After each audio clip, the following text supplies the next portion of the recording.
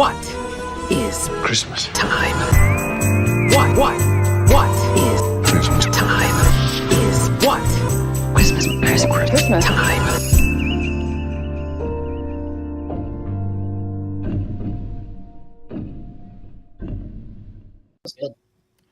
Welcome to the Buffer Time Christmas Special as we talk about Christmas specials. Today, I'm joined by my wife here, and we're going to go around clockwise and introduce each other before we get going. I'm Dustin. I'm Elisa. From Best of Trek, Worst of Trek. Hi, I'm Dell, or also known as Flasher, the raunchy reindeer. Ooh.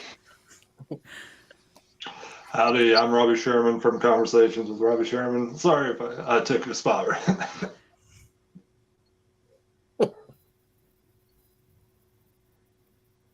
Oh, am I next? Oh, hi, I'm Ren. I'm on Ren Rants.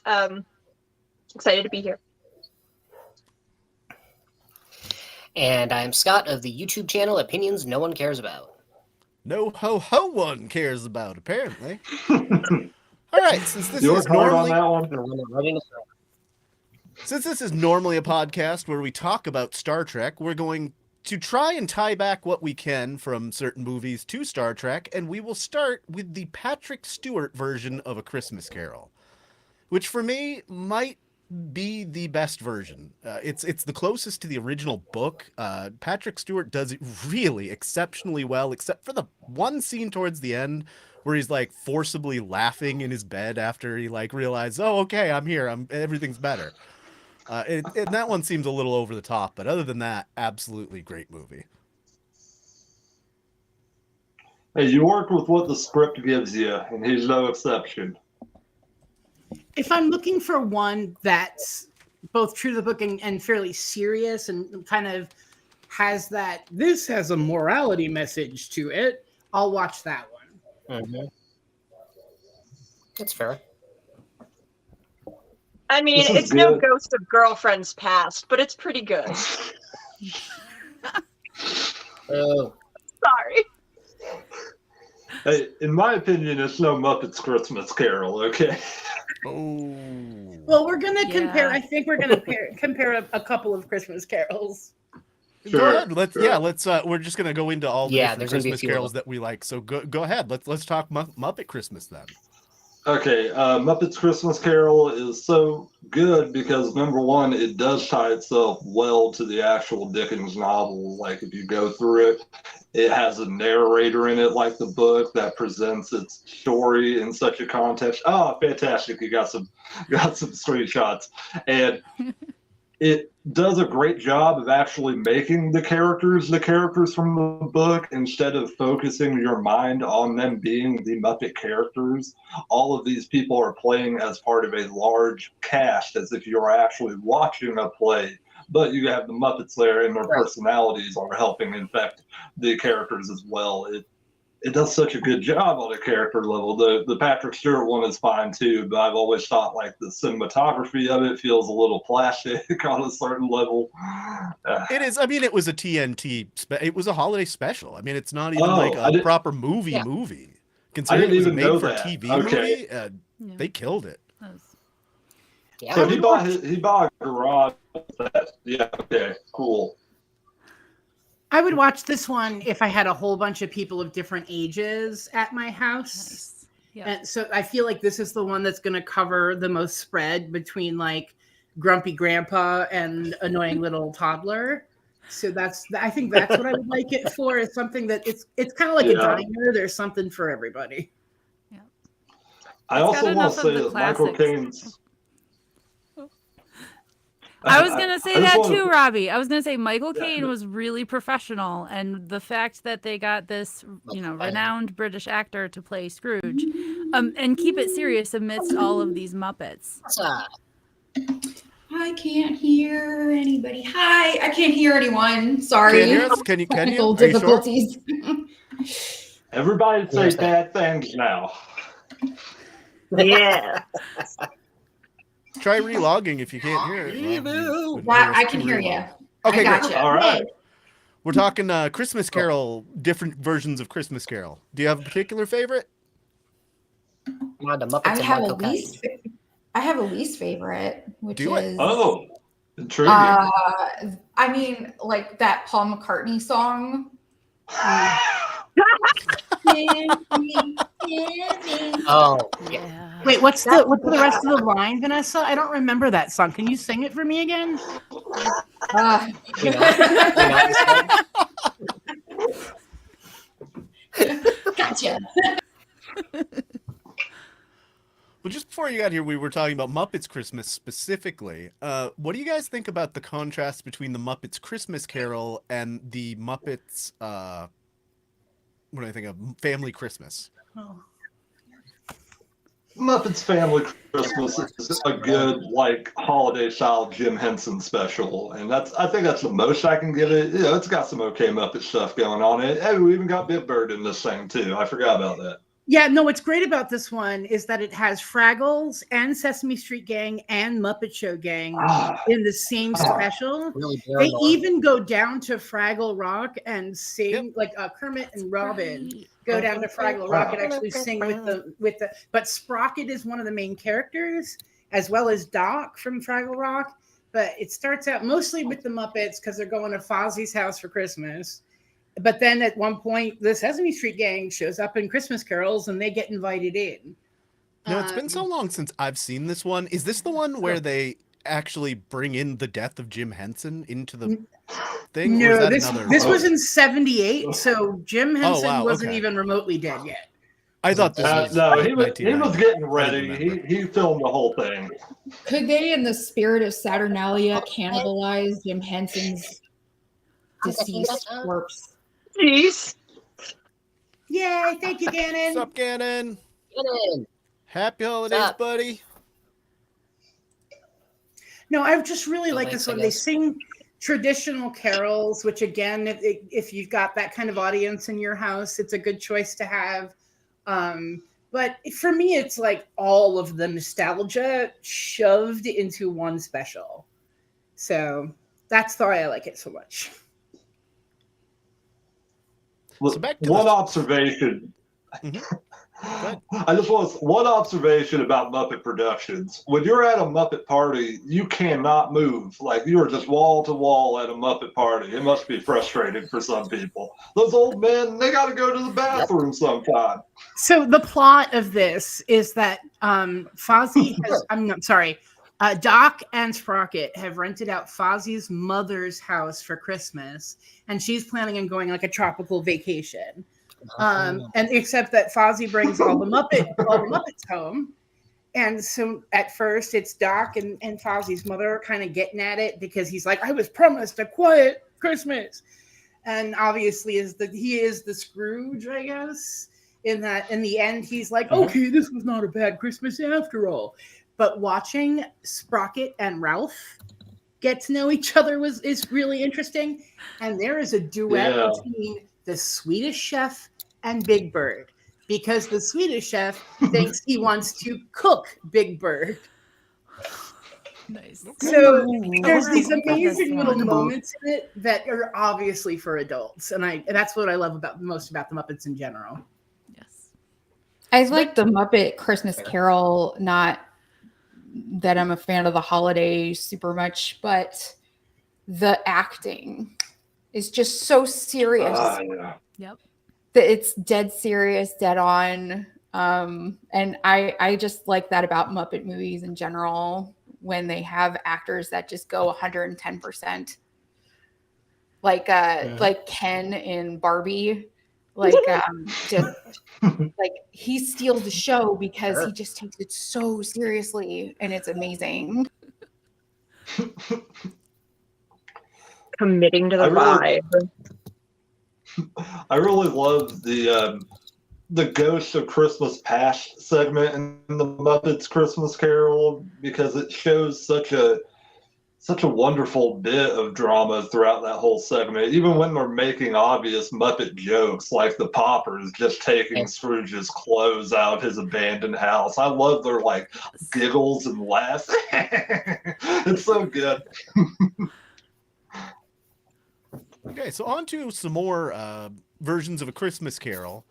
Before we bring up the big one here, one that I didn't get some screenshots for that I love is the Beavis and Butthead holiday special. Oh, And they do God. both Yes. they do both Christmas Carol and A Wonderful Life, and they're Yes. both done so freaking well. So Yep. good. So good. No less Do you That's so know? true. but great renditions of the story. Oh my gosh. Yep. Do you know if Rough Draft was handling animation by that point, or was that still Judge and his team? Does anybody know? It's okay. I didn't get to look I into don't it at know. all. Oh, Rough Draft Beavis and really Butthead. made that show a serious cartoon. So here's a little clip for our next thing that might tie into exactly what we're doing right. What kind of a rat bastard idiot would schedule a live show on a Christmas Eve? It would be Dustin. Only you, Dustin. You're welcome. I know this like is- All you! I like that it's really trying to embody that sort of 80s big suit Wall Street greed Yes. and superimposing the same tale because it's constantly relevant in our society, this story.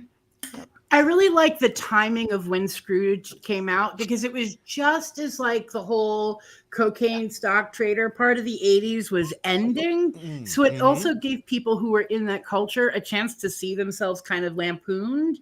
And I think that could have, in some small way, is why things changed right as the end of the 80s and 90s when it came to attitudes about overworking and working in specific fields because they make the most money, et cetera, et cetera. I gotta say, I have some trouble with this one because I always, even as a young, like, kind of not as hip kid, I kind of understood that it's maybe a little too cynical for its own good, and it kind of doesn't earn its happy ending in some ways. And I think we've all got a little clearer idea of who Billy Murray is as a person at this point in time, so that puts a little stain on it. That's true. Yeah. But in the 80s, I mean, he was all over the place, and he's, blurring all over this movie, and I love it.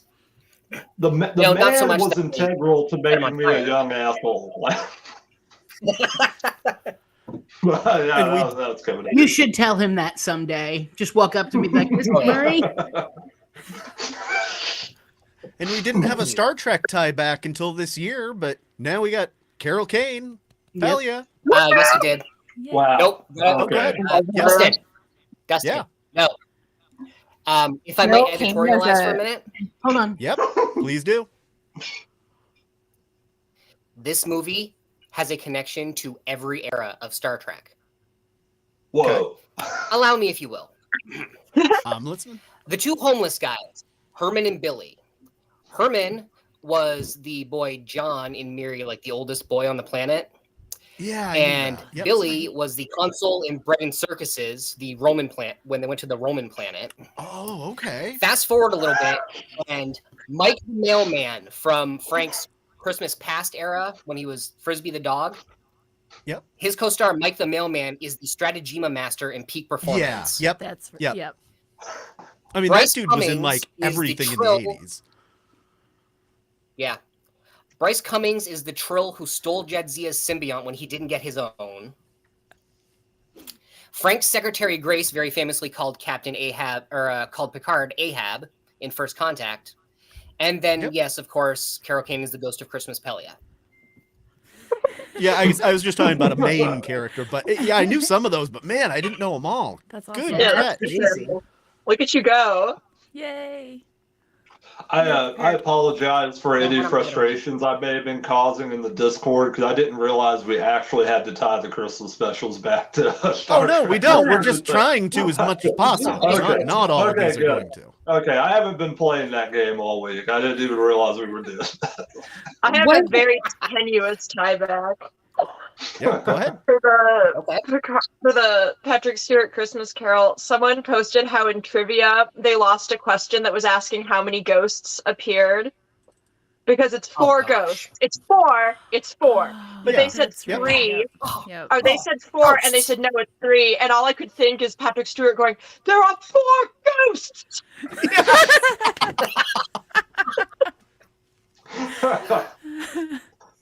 I knew you were going for it, and it was still funny. That's how. I think this cab driver is my favorite character in the whole movie. Yeah. Yes. Yeah. That guy Like rules. Yes.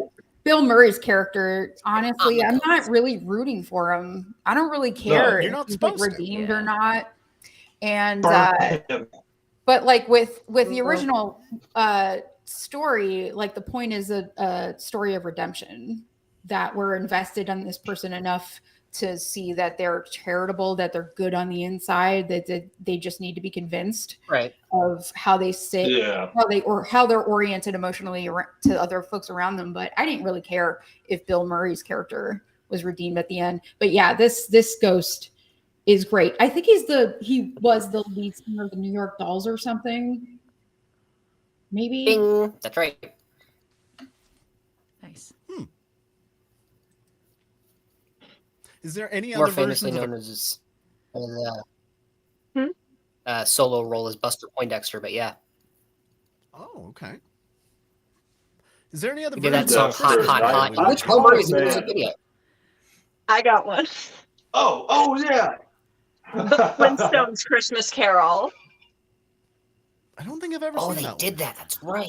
I I've been like watching completely got cartoon interested Christmas. until this conversation, but it's very weird. They commit to it completely. They like transport the Flintstones to like Victorian England aesthetically. Like they do the costumes and everything. It's so. I mean, it's the story. It's so funny.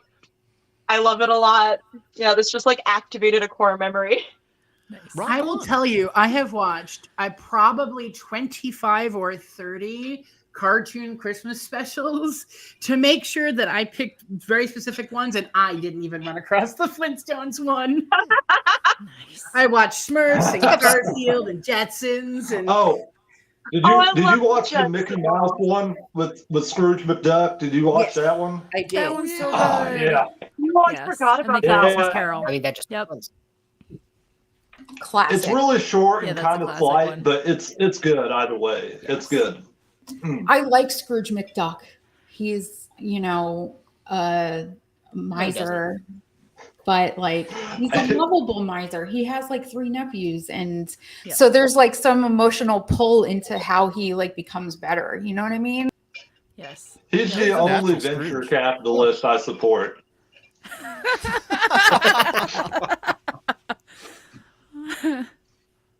The ethical billionaire. Yeah, that's one way of putting it. Yeah, I didn't get a screen grab, but another one that's partly based on A Christmas Carol is this All Dogs Go to Heaven special from 1997. Oh, And it yeah. is so bad. I mean, you got Okay. Ernest Borgnine No. and Dom DeLuise and Yep. some great actors. But you give Ernest Borgnine a song at the end of his life, and it doesn't really Oh, work. yeah. It's so bad. It's so bad. They It's could have just brought songs a for the guy sake of the in. song. All Songs to dogs go go with to the heaven, plot. but scares and traumatizes me. That's Wow. It's not good. Okay.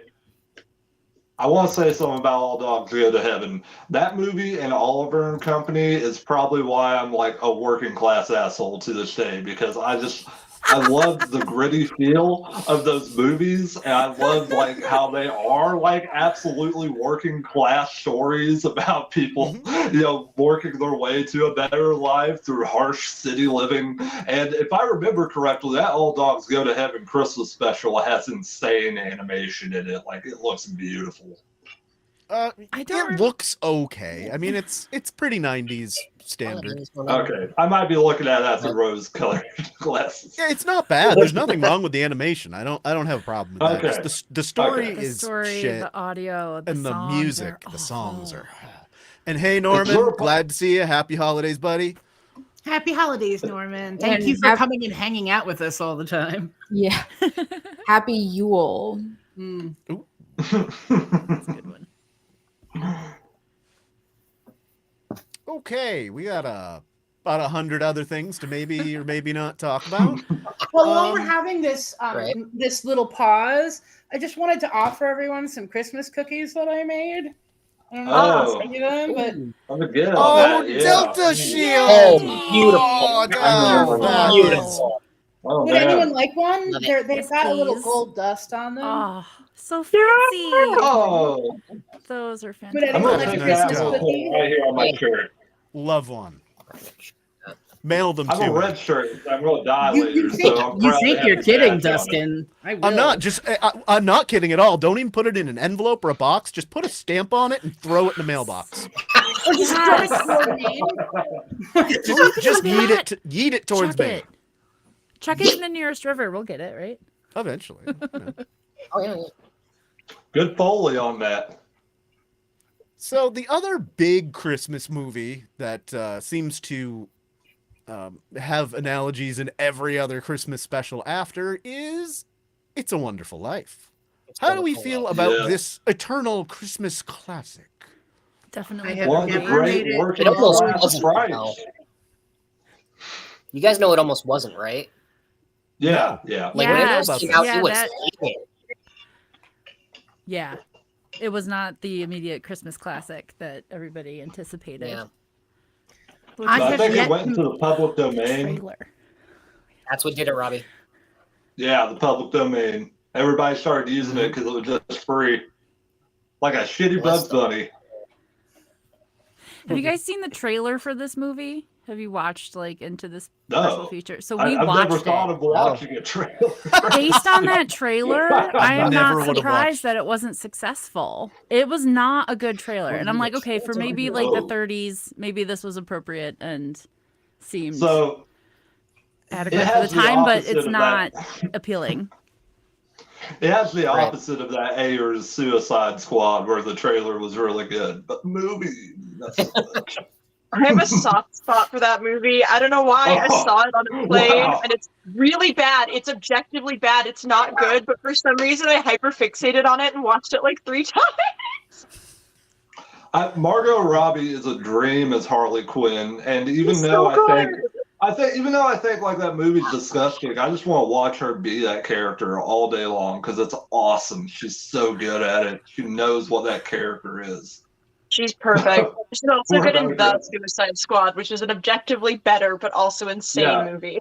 But I still love her like killing that guy, and then like all the roses coming out from his blood. That was beautiful. That Yeah, was so It's very Christmassy. Well, back to Christmas. What I'll say is about A Wonderful Life. As a kid, I did not get into this movie, and I can definitely see why now, because you've got an It's hour slow. of just setup, which is most of it's necessary. You Yep. could probably condense it to about 20 minutes, but I didn't like it then, and I don't love it now, but it definitely is probably in my top 10 Christmas movies. Even though the ending, it just like it comes to an end and it's like, oh, okay, that resolved rather quickly. It's too gosh darn long. I have no desire to watch Jimmy Stewart do anything for that length of time. And I can think of Not some to things mention- I would want to Well, see him Vanessa, do you're for just that being a length. hater. and You're just a son of a gun. That's what you there's are. like when he meets his wife, isn't she in high school? Oh, when did you get off of school? Like, what? Isn't he like? No, she's, no. like, She's, At that she's a point, he's college supposed girl, to be like in the 19. anime He's does. not that Yeah. much older. Yeah, there's Even there's though only a he's few like years 40 apart. as Oh a- yeah, Maybe yeah, like a yeah. I couple really or looked two. at Jimmy Stewart and thought he was 19 years old. Yeah, Now, real good casting by the director there. Yeah. Now, Eric, we all know 18 is the Dude, magic kiss his number, mother Eric. on the mouth. Yeah. It's riding the line of creepy. First of all, I know how Jimmy Stewart are now. Hey, back then that was like a happy, healthy, consensual relationship. Unfortunately, probably.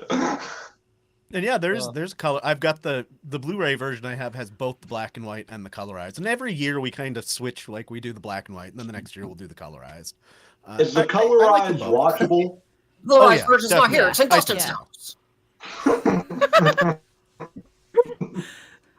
I have yet to make it through this movie, and I can't tell you Aw. how Thank many you. times I always, and even when I'm like, I'm having a cup of coffee and I've got like, and I'm like, I'm gonna watch this movie. It's a classic. I always fall asleep. I'm not ready to talk about it yet, Tell but if you don't finish the I movie, made Mr. it Potter through will all. take over the whole town. I made it through Star Wars, the holiday special, Me all too. of it this year. Yeah, So you did. if you can make it through that, you can make it through anything. We had to take breaks. Nope. I know how you Couldn't feel, do it. Bill. I get that way about Casablanca. That thing just puts me out. Yeah, I'm with you on that one. Better than a warm glass of All milk. the classic movies, all the shows in all the world. Yeah. Well, let's move on to something else then there. Let's talk about some of those movies that they might be Christmas to some people, but not Oh, wait. everybody. Wait, there was a Christmas Carol that we skipped, Dustin. Go ahead. What do you got? So, Oh, I was looking for a Christmas Carol version that was not going to be everybody else's pick. And Okay. there's a theater company that does these movies called like Peter Pan Goes Wrong. And this is A Christmas Carol Goes Wrong. And what it is the original cast of A Christmas Carol at this theater is evacuated for some sort of emergency. But what it really turns into is that the cast of Goes Wrong comes in and they're going to do their own production. But when they say goes wrong, it's like their sort of trademark that means set pieces are going to fall on people. There's going to be people who forget their lines on stage. In this one, there's two people who want to play Scrooge. So his understudy is constantly trying to smother him or, push him down. And he even will like pop up in a scene and start to do Scrooge's lines first in order to be like, I was here first. He also plays that same understudy, also takes over Tiny Tim's part. Because he's like, I'm going to be on stage. So if you're a theater person, this is funny, but it's also just, there's a lot of like bait and switch that's good, that makes people laugh. And it's not so focused on it being about the holiday.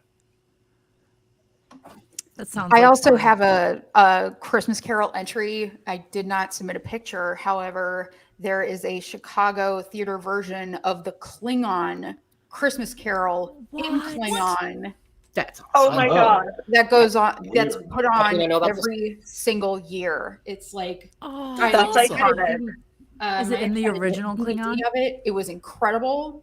And yeah, they integrate the Klingon culture throughout the entire thing, and they That's have like fantastic. subtitles and stuff. It is amazing. Nice. Rock on. Yeah, after seeing in the Star Trek 6 DVD, they show you a little bit of what is it? Not Hamlet, or is it Hamlet? There is a Klingon Hamlet. I know it exists. Yeah, there's where they show you like a good chunk of stuff in the original Klingon, and I've always wanted to see that whole thing. But A Christmas Carol, another one that I've always wanted to see of A Christmas Carol is the Patrick Stewart one-man show that he's done multiple years. Oh wow. Cute. wow. Didn't know about that. Oh, Wow. okay. Okay. He's done it before he did TNG. He's done it more recently. He's done it like 10, 15 years ago. He's done it at a whole bunch of different points in his life, and Now- I'd really like to catch that. Now, when he starts that, does he come out on stage and like pretends he doesn't see the audience and then looks over at them and goes, "Oh, didn't see you there"? You're on it. I hope You you can are. find out. All right, so let's move into some holiday movies that only some people consider holiday movies and some don't. Let's start with one that Ren recommended, and I just finished watching before this podcast because I lost my original copy. Gremlins. Okay. Is it a holiday? Yeah. Let's start right there. Yes. Is it a Christmas movie? Yes. One of the greatest. Yes. Absolutely a It Christmas movie. The whole movie is about a Christmas present gone horribly awry, and all the action occurs on Christmas Yeah, Eve. it's It really doesn't pleasant. get Christmassier than that. No, it doesn't. True. You even get a grisly Santa story in the middle of the movie. Oh my gosh, so Oh, yeah. unnecessary. That was That's- disturbing. I It forgot actually about really that part. upset me as a child. No. They were gonna take that Yes. out of the movie because Yep. the studio hated it, but both the director and the writer fought to keep it in. No. Traumatizing. That is That's the unnecessary. No, that is the peak and heart of Gremlins. That is the absolute worst thing that can happen on Christmas, and you are seeing that True. unfolding in this town. That represents like what the Gremlins have done to the heart of Christmas in this town and the perfect Hallmark style like Christmas they were supposed to be having. That's actually basically what the director said to keep it in. That's fair. Even though Steven Spielberg is a producer, he didn't like it, but he gave the director the final choice. Like, all right, I don't like this, but if you really think the movie needs it, I don't think it Steven did, Spielberg is lame. Who cares what he thinks? On one hand, like I kind of agree it was unnecessary, but on the other hand, like it was very formatively like disturbing for me as a kid. I was like, what the fuck? And like, yes, that's like questionable, but also I think there's some value in that too, where you're just like, oh, what? I think it's got a whole plot in Gremlins. Sorry. I think it's got more Christmas to it than a lot of Christmas movies that I watched this season. We watched quite a few. What do you think the Gremlins symbolize? Do they symbolize anything? Is it the gross consumerism? Is it the holiday spirit? What is it? Like, what does the Gremlins have to do with Christmas? I unfortunately saw a very good take. I mean, it was they made a joke about it on Dear White People like in 2014, but it's been expanded on a number of times that like there's some questionable like racial stereotyping of the Gremlins where you're just like, okay, and you don't notice it at first. Like I didn't notice it until I was like researching a video I was working on for it, and then I was like, what? But then you go back and watch it, and they're like listening to jazz, dancing, like doing break dancing while they're like smoking and drinking and like being loud and like terrorizing a mostly white community. And you're just like, what is this? Where did this come from? I think at the time it seemed more rebellious, like the undertones of that. Like this is the ultimate repressed fear of white America coming true. A foreign entity has popped up in this town and it's created a plague that has taken over the town. And I think like back then in cartoons and stuff, you would see similar type of situations. And I think they were about poking fun at white suburbia and the perfect quality of it. But I also think as time has gone on, those things have become stereotypes in their own right, and they don't quite work the way they used to. It's very questionable execution for sure. So, yes, Dan. I've seen this movie, I don't know, a couple of times, and but I want to get away from the racial thing. I do believe it's there, and I'm not saying like we shouldn't talk about it. But when I first saw it, when I was years old, I thought of it as about being nice and being naughty, and how you are treated when you are nice, and how you are treated when you are naughty, because it's both the breaking of the rules and the rules being broken is how this all starts. And so the idea that like if you aren't doing what you're supposed to be doing, then this is the outcome. This is what the outcome is of being naughty. So that I always saw it that way. I mean, maybe because I saw it when I was a kid. That's interesting, because most of the people who die were also naughty. Like the racist neighbor and his wife get got. Mrs. Deagle, the evil real estate lady, gets got. The useless cops who won't listen to Billy when he tries to explain what's going on get got. A lot of horror movies center around making the victims people that you want dead.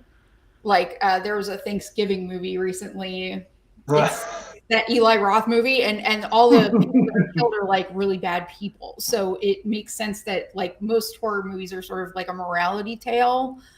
But yeah, I don't mean to go like too deep into Gremlins, but I was just curious. Like, it's a good movie, and it is deep. I love Gremlins. As far as like the racial elements, I hadn't really picked up on the kind of overt message about, oh yeah, the Gremlins and them foreigners have been shipping them over here for years, and then you get it from a Chinese dude in Chinatown, and it's like, okay, there's like that xenophobic trope of like getting a monkey's paw or whatever it is, some magical item that goes awry. I do think we should look at that as satirical when we put it in its time and place. I do think that's probably one of the movies that has bonded these types of stereotypes to our popular consciousness without us realizing it too much. I think it's a pretty funny movie overall. It doesn't lean too hard into some of those things in a way that is as disgusting as some of its peers would be at the time. Was anybody's queer awakening or sexual awakening courtesy of the woman gremlin? It's pretty hot.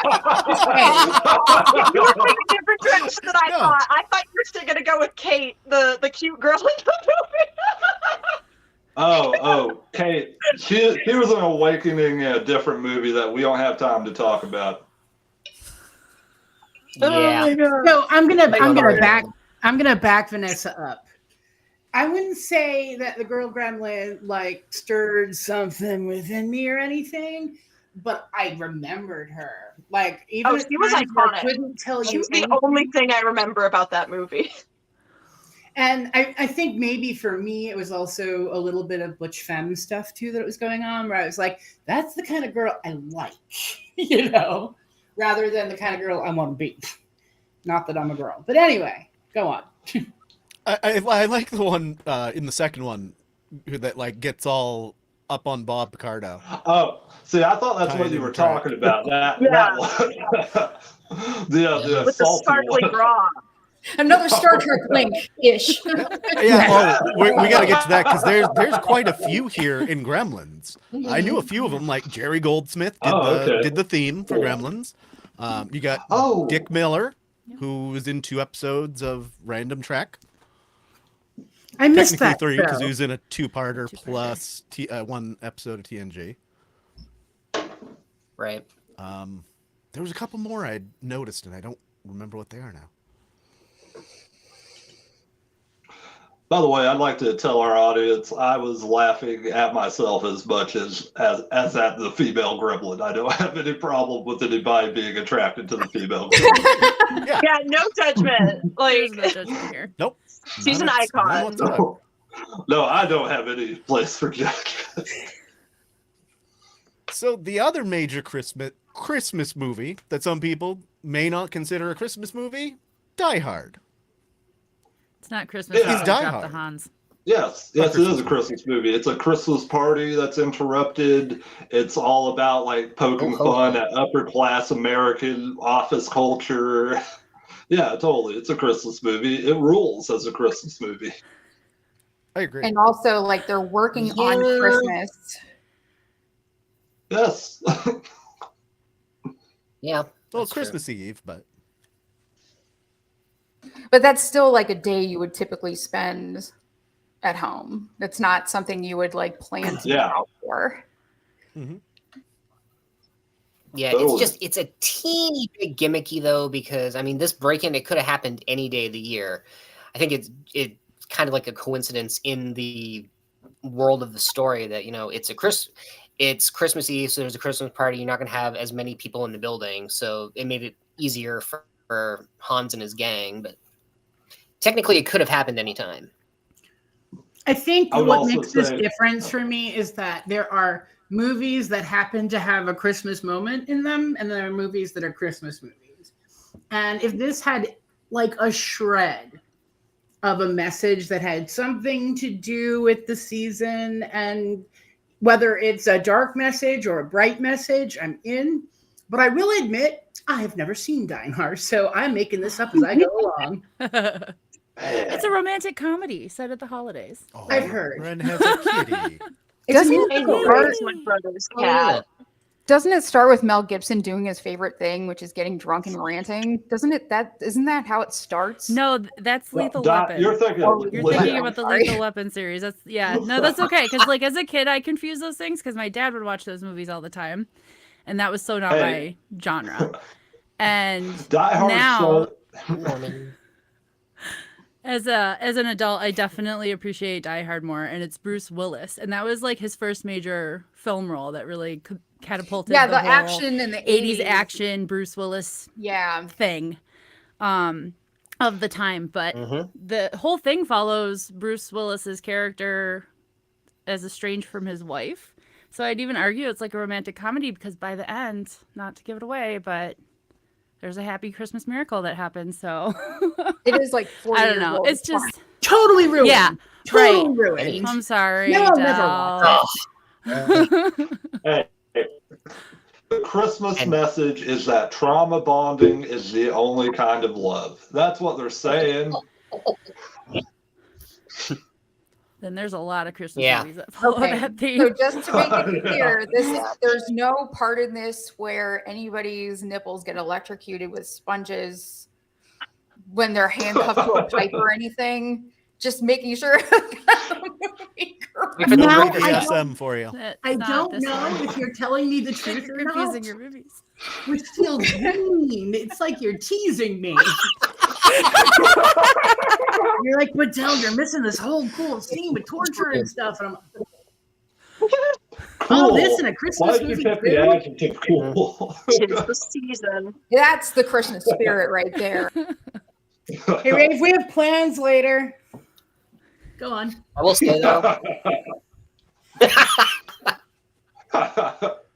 I will say though, I Remind me, put this though, in the we took- ticker because I love making the joke that I would love to go to a Christmas party at Nakatomi because the last one blew the roof off.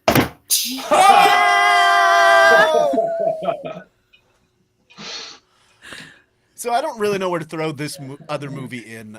So I'm just going to talk about it real quick now. We talked about I'm not going to spoil the ending because this is a more recent movie. A movie that we just saw for the first time this year came out in 2019. Has our tie back to Trek is Michelle Yeoh. Michelle Yeoh and Amelia Clarke from Game of Thrones. It's a movie called Last Christmas. It has like an epic Oh. Twilight Zone level twist at the end that I will not spoil, but for a modern Christmas movie, awesome. Can't That's going to recommend it be enough. like a new classic What? that we're going to watch every single year. Is that the? I'm not going to ruin anything. Is that the game show one? Was No. there a game show plot? Okay, then never mind. No. Nope. I have no idea. Michelle what Yeoh that is was Santa, saying. though. Michelle Yeoh plays That Santa. okay? Now I'm watching it. That's iconic. I It's can see great. that. It is just so funny. It's delightful. It's really just a really nice story and excellent acting. And Michelle Yeoh is our new favorite, so it totally makes sense to have a Christmas movie that has her in it. It's a new classic in the Wing House. I'm not against it. I'm just having trouble putting these puzzle pieces together in my head to form a full. You just got to go watch it. I don't want to give anything away because it's such a Okay. good story. It Yeah. kind of starts off like your average Hallmark Christmas, but it gets Yeah. really good Yeah. really fast. I It's thought you were technically a going to romantic say. comedy, but it's a really nice story. A really good lesson.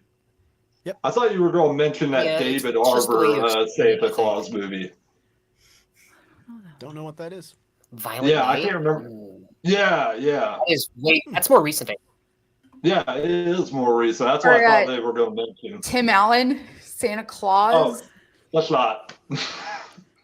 Let's talk about it for a minute. I didn't grab any pictures. I I don't do God got damn There's it, three Vanessa. of them. It man. was so good. They tripled it.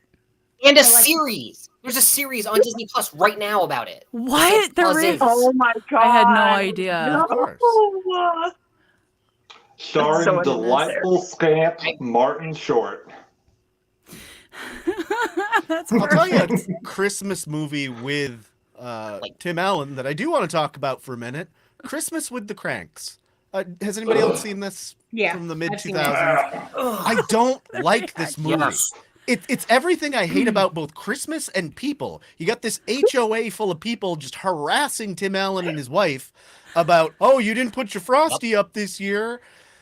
And it gets really tiring. And I mean, honestly, the Oh my. only good part of the movie Yeah, is the message is seeing just his conform. boobs here. Yay, Jamie Lee Curtis. Yeah, didn't need that either.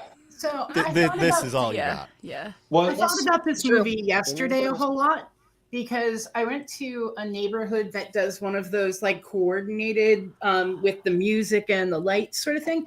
But what I liked the most about it was that it was a neighborhood. Yep. So it wasn't like a big professional thing. It was just like people doing stuff together.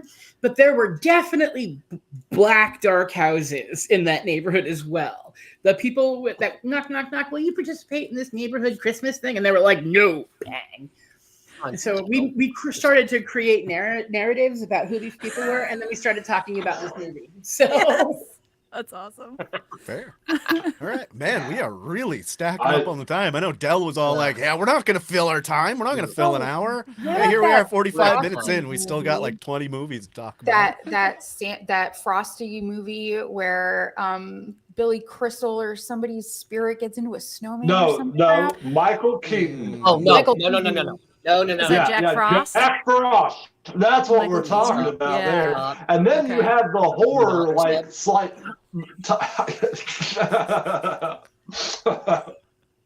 I think we've touched on something. Robbie's a little animated. Okay.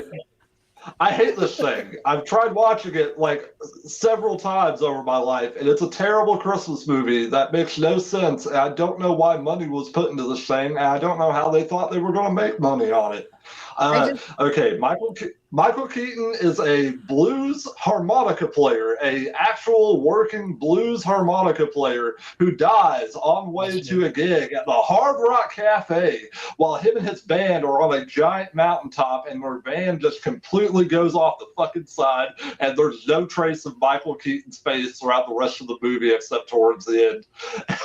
And he ends up possessing a snowman his son has built, his like 10 or 12-year-old son, and they get into shenanigans, and Michael Keaton figures out how to be the good blues harmonica dad he should have been when he was alive, and everyone's just so happy by the end of it.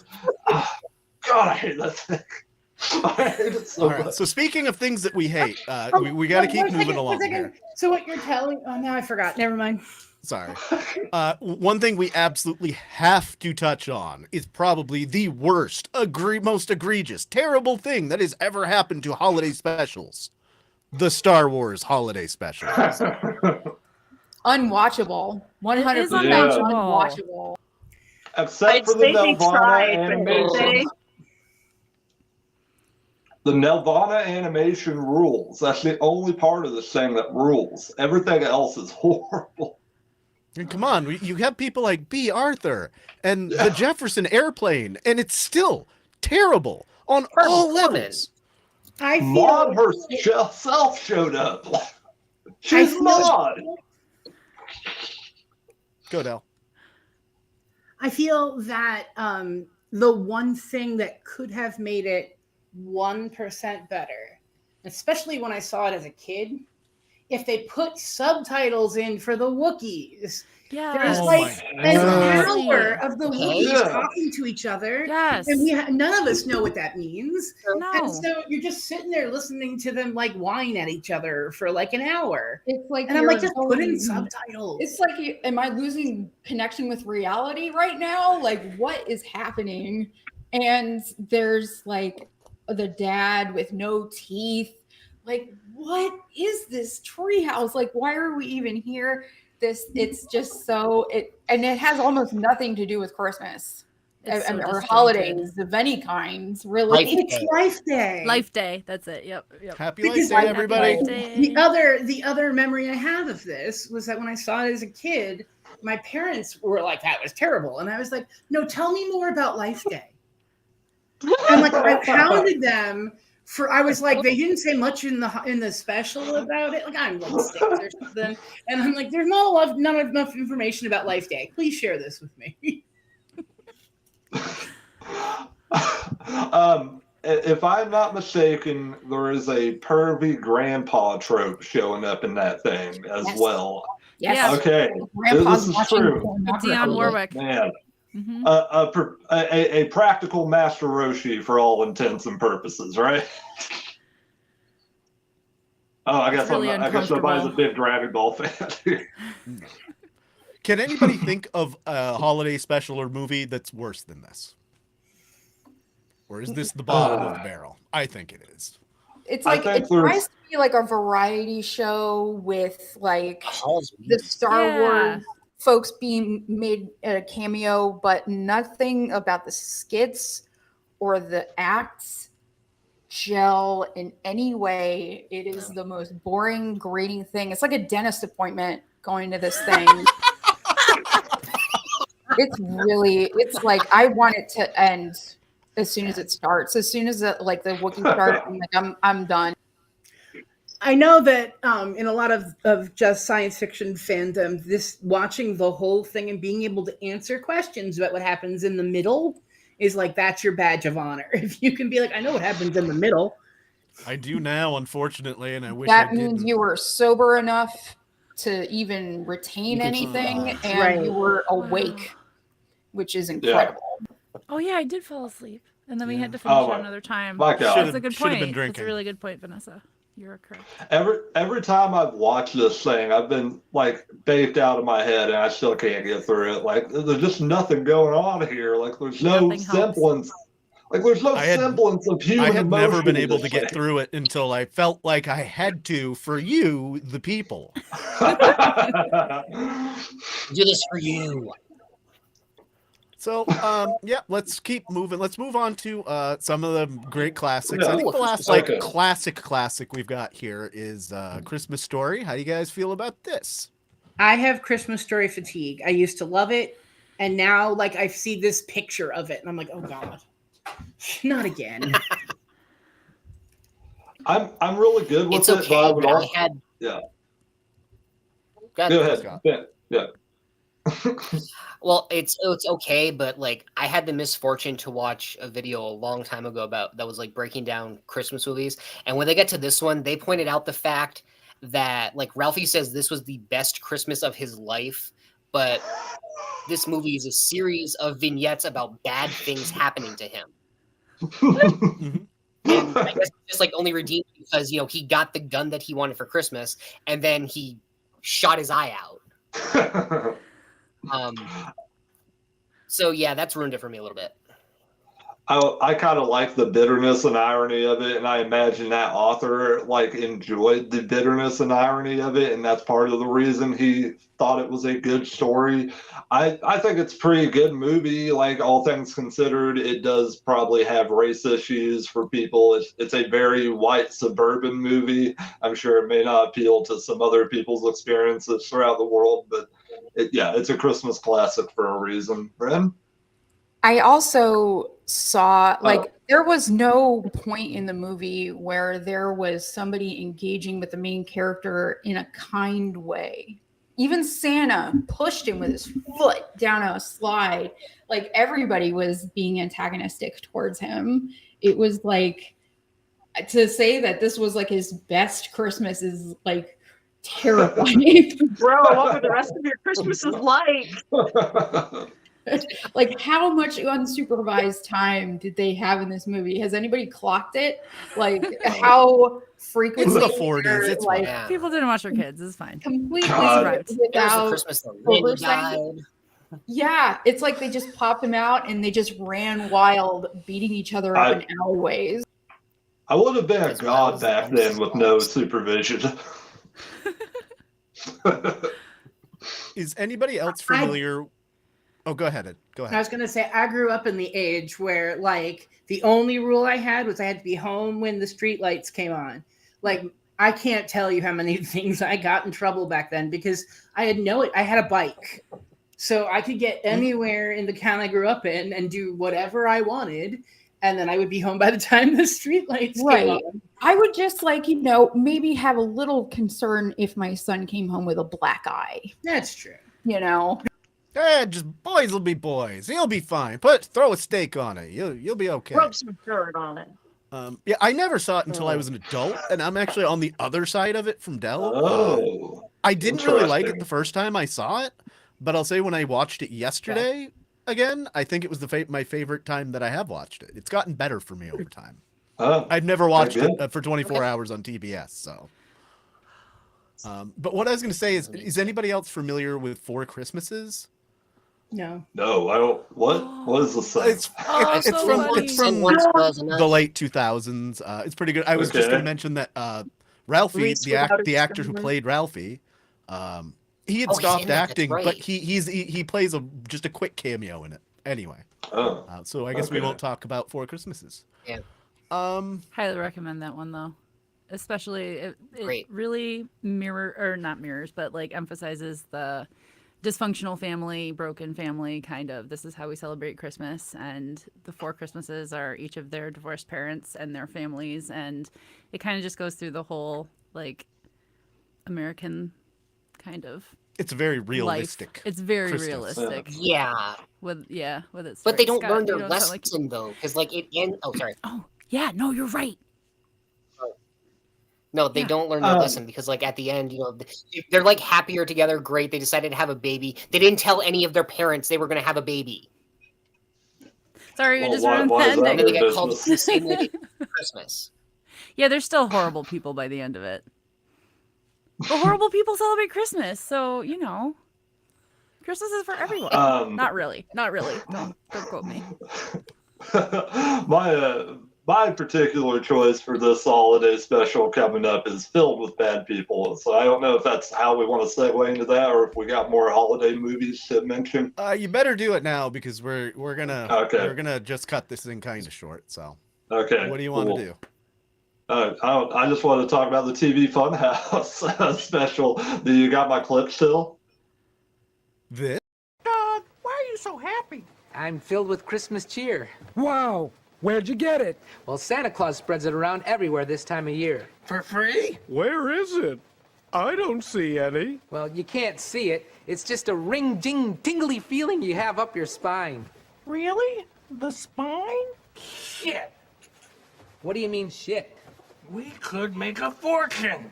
Silly. Maybe we can tap into his spine. Yeah, Christmas cheer. Now hold still, Doug. This is going to be very painful. Is it? Yep. Be sure to get it all, Doc. Don't worry, Hank. There's plenty for everybody. Here it comes. Ooh, pretty. Get your face away from that cheer. We need it pure. Uh-oh. My leg's starting to get a little numb. That's got to be a good sign. Robbie sent. What is that? I used to watch the show, and I don't remember that. This is That's a thing. TV Funhouse is a parody of children's television from the early 2000s. It was an SNL bit, and basically they take children's television and just make it the bleakest, most terrible comedy that you could do in the early 2000s.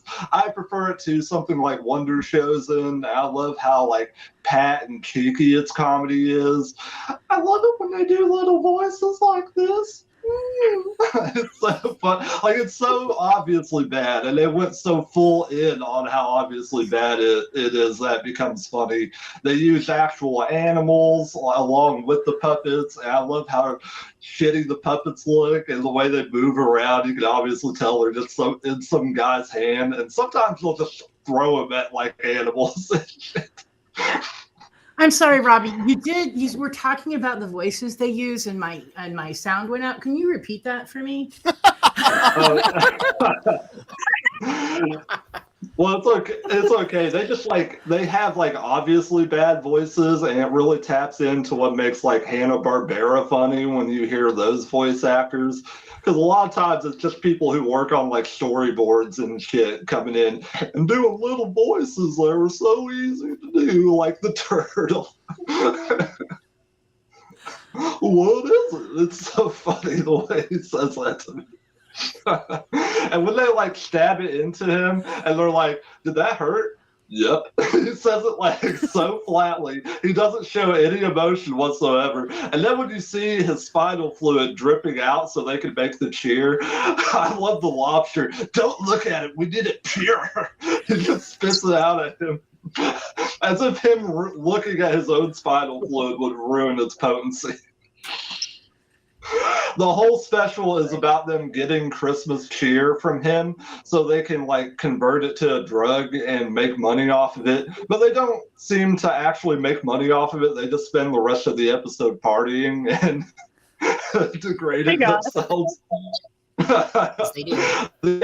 Okay. It ties into our Christmas, a Christmas Carol stuff, because at the very end they go to a very obviously fake Christmas Carol that's happening, a Christmas play, and the duck has the ghost of Christmas past show up for him. But it's not for him, actually. It's for his future self who has a beard. and it doesn't actually matter for him in that moment. It's just for his future self with the beard, and the beard is obviously fake. It just hangs off this real duck they got it. Oh my God. My beard is very real. Let's move on to one that we absolutely must talk about. Emmett Otter's Jug Band Fuckhole, or whatever. Excuse me. Whoa. Seriously. I'm sorry. Wait. Dustin, just for that, instead of a cookie, look at this. You know what this is? It's an actual lump of coal. Put a stamp on that and mail it. I bet it'll cost more than one stamp. Probably. So how do we feel? It is my favorite Christmas movie. I know it has problems and I know it has low production, but if it's the only VHS that I own of Christmas movies, like that I've held on for that long, because I was like, I don't think they came out with DVD. I think I looked at one point and they didn't have a DVD, but anyway, what I like about the special. What I like about the special, no Santa Claus. This is going hunting. No Christmas tree, like no real focus on the normal Christmas tropes. This is about winter solstice. This is about we get together at the cold time of year and share both goodwill, but also like, hey, you have a bunch of soup in your cabinet and I have a bunch of bread. Like, let's trade some so that we can make it through the winter. And I know it's a retelling of the Gift of the Magi, but I like it particularly. It's real early Muppets. This was actually a part of their plan to put more Muppets on TV. This was going to be a pilot. And that's kind of how we got more Muppet stuff, was that they were able to pull this off without any of the nostalgia of Kermit or Miss Piggy. This was completely outside of that spectrum. Though you can definitely tell the voice actors from the Muppets doing the voice. It's like, oh, that's Kermit. Yeah. Cute. And no matter when in the year it is, I will randomly say, look at the birds up in the trees. We're not birds. We're a drug band. It comes out of my mouth like in May. So that's my argument. So do you know if that was produced before or after the Sex and Violence pilot that he made? After. Okay, that makes sense.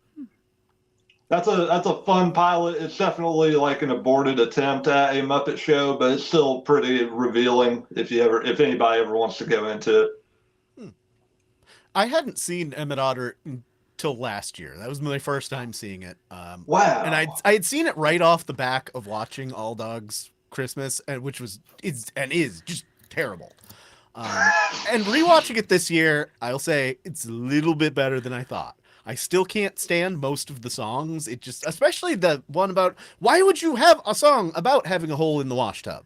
It doesn't make any sense to me. It also bothers me that the mom goes and hawks Emmett's ability to make money, and he destroys her ability to make money. It's like, oh, well, I guess we're just going to freeze and fucking starve this Christmas. That's what Paul would have done. In order to give, he would have sacrificed. So it is a twisted Gift of the Magi kind of a story, but the sensibility of it doesn't make sense, because you're right. They're scraping by. It's difficult. They have a hard life and can't give each other a lot, but they have the ability to actually make potentially something happen.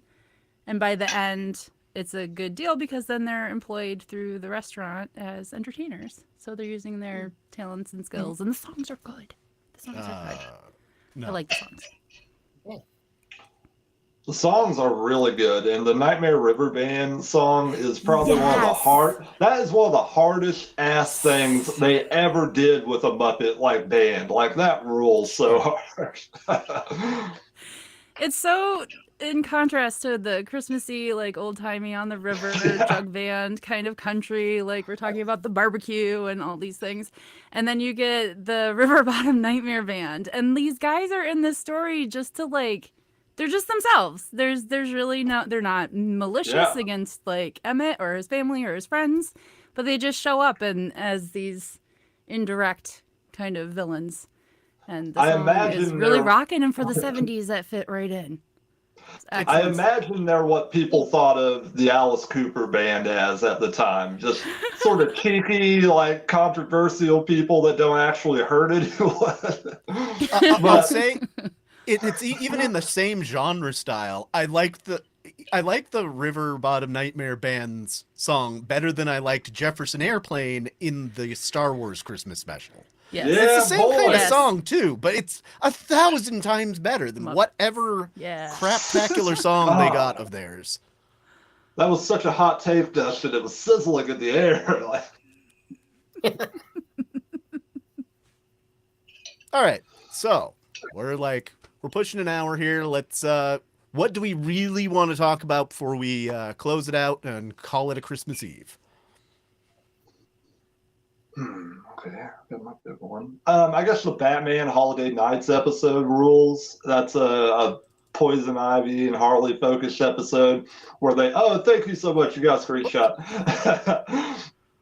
But they end up taking Gotham by storm by hypnotizing Bruce Wayne with one of Ivy's signature poison kisses, and they go around and have a giant shopping spree. And it just rules. It's one of the best pairings of Harley and Ivy in that series.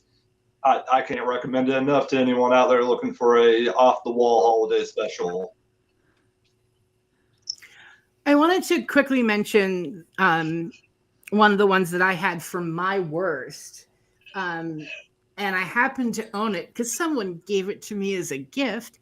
The He-Man and She-Ra Christmas special. Weird. in such thing, it is basically a regular episode of He-Man and She-Ra if they teamed up together. You see these two kids in the green parkas? Yeah, they're the MacGuffin of the episode. In that, Orko lands on Earth because he stole the spy ship, and immediately breaks the Prime Directive. He finds two children out in the middle of nowhere trying to find a Christmas tree with no parents and whatever. And he's like, well, let's go into my spaceship and get warm. But the reason I wanted to bring it up also is it has kind of a Christmas Carol like thing running through it, because Skeletor kidnaps the children, but then he's very nice to them. Like those coats were things that he gave them, he made for them, and like the climactic, in the climactic, what's your coats, children? In the climactic battle, it's Skeletor who damages the giant weapon to save the children. Wouldn't it be amazing if like that was the that was the turning point where we realized that Skeletor is really the disenfranchised hero and He-Man is the oppressor and wisher of death. But okay, another sort of Prime Directive thing is He-Man as Santa gives both those kids, if you see they're wearing like little gold belts, that allows them to fly. So when they get home and mom and dad are like, where were you? They're like, we were on another planet. And they were like, we don't want to hear your shit. And then they were like, okay, but we can fly. So that's the ending, is the kids are flying around their house in their flying with their flying belts that they got these from belts Man from Santa. So it's campy as shit, but it's like 90% it's just a He-Man She-Ra episode where they sprinkled a little Christmas on top. Fair. She-Ra, a classic cartoon icon if there ever was one. Bad cartoon be damned. Well, speaking of let's go ahead, Scott. If I'm going to throw one in, we get a little time, it would probably be the Doctor Who episode, A Christmas Carol. It is not entirely, a straightforward retelling of A Christmas Carol, but it works really well. That's Michael Gambon on the right, the second Dumbledore. He's the Scrooge of the story, and the Doctor goes full Charles Dickens on him, but utilizing actual time travel, so it's a much better sci-fi element. And he gets his redemption. It doesn't almost doesn't work out, actually, but there's enough excellent twists and turns to make it a classic. I'll probably end up watching it tonight. Cool. Also, Nice. it's implied at one point that the Doctor marries Marilyn Monroe. Oh. Oh, hey, good for him. Mm-hmm. She was probably a handful. Yeah, a couple of handfuls. Hey, she was a what? Oh. We didn't go with that joke where we thought I was good. Okay. Ren, I think you had one more you wanted to talk about? Oh yes, I love the Futurama Christmas specials. They are my favorite. Yes. I watch pretty much all of them every year with my brother for Christmas. And I actually didn't hate the new one from this year, I Know What You Did Next Xmas. It's like a really fun, very classically Futurama sci-fi time travel tale, which ultimately explains the origin of how Santa became evil. It's so good. That was one of the highlights of this new season, which I felt was fairly mid, but that It one was pretty distinctly good. mid. That was probably my second favorite episode of the season. Yeah. It was better than some of the Comedy Central stuff, so that's that going for it. It was okay. I have hope for like next season. I think it's hard to like get back into the groove after so much time away.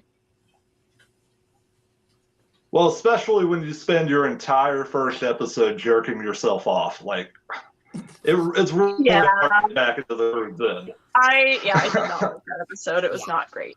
Awful intro, just awful. They could have burned that thing. I would have been happy with it. Yeah, it was entirely cringe. I want to bring What about you, bring one more up, but I'll do it super fast. There are 2 RuPaul Drag Queen specials for Christmas. There's one called The Bitch That Stole Christmas, which is like an actual plotted movie, except you can always tell RuPaul was never on set. RuPaul doesn't have good eye lines with the people she's talking to. Like that bitch was like, Diva, I ain't going to no set and acting with no people. Like almost all of her scenes are super obviously green screened. Wow. And before that, they did the Hollis Slay Spectacular, which is probably the worst ever drag thing I've ever seen live or dead or on TV or whatever. I'm not even going to root for you, except that Trixie Mattel dresses up as a rabbit at one point, and Shangela thinks there's a real crown up for grabs, but they all win the Christmas crown. And then Rue and Michelle do a lip sync battle, but they're doing it facing away from the audience because they're also doing things like death drops and cartwheels and shit. And then they turn around at the very end. So yeah. I just had to mention those 2 because otherwise I would have been crucified. Mayhem Miller dresses up as Krampus, and that's the only thing I remember. Oh, that's iconic. The name Would you say someone was trying to Krampus her style? Oh. Vanessa, do you have a particular holiday special or movie that you would like to talk about? I think we kind of hit them all, honestly. Rock on. Yeah, so I'm sufficiently sophuncified holiday spirit wise when it comes to this. Yes. Would you like to do this one? Yes. Love Actually is a classic for me. So this is actually a movie I watch after Christmas when I'm putting away all of my Christmas decor and the tree and whatnot. It is just a wonderful message, and I confess I cry at least 3 times while watching this movie, even though like there are so many just ridiculous pieces of it that are funny and obnoxious and ridiculous, but the connections and the relationships and the stories and how those are all explored around Christmas time is just, it's a treasure for me. I absolutely adore it. The clip you showed, I'm pretty sure, is where they got the idea for that bit in Community where Annie seduces Jeff in like a sexy Santa outfit. Teach me to understand Christmas.